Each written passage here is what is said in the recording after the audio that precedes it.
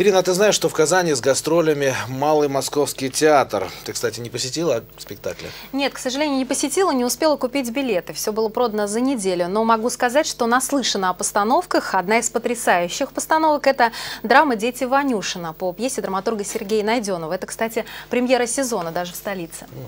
Именно на ней побывала наша съемочная группа о долголетии и востребованности спектакля, о главных героях, которых встречают аплодисментами, и о казанском зрителе, понимающем и трепетном, Альбина Салгараева.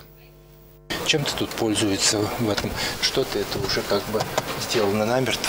На сцене декорации старого богатого купеческого дома. Буфет, столовая и гостиная. Все максимально приближено к действительности. Даже хлеб на столе только наполовину бутафория. 3 кусочка свежего и 3 из картона. У этих декораций центральная роль. По пьесе семья Ванюшина живет в большом и теплом доме, но теплоты в отношениях нет.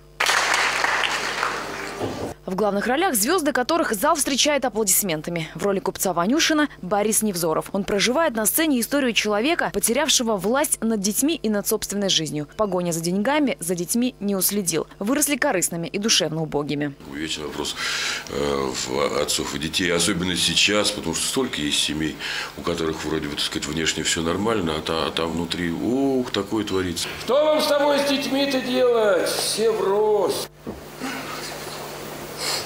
Ладно. В роли жены Ванюшина народная артистка Людмила Полякова. Обычная исполнительница ролей сильных и властных женщин в этой пьесе играет кроткую, набожную, любящую мать и жену. Актриса накануне простыла, у нее практически пропал голос, но спектакль не отменили. Леш, что ж ты матери такое говоришь? А вы оставьте.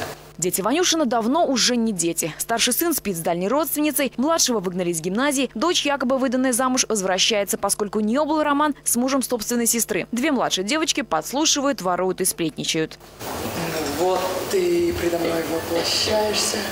Одна из центральных ролей младшего сына Алексея у молодого актера Малого Михаила Мартьянова. Он со своим героем нашел много общего. Точки соприкосновения возникают у меня с моим героем, и поэтому я говорю и о себе тоже.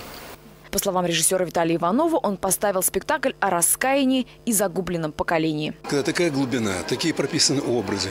А самое главное, конечно, проблему, которую автор умеет поднять. Он на уровне этой проблемы, мыслит на уровне этой проблемы.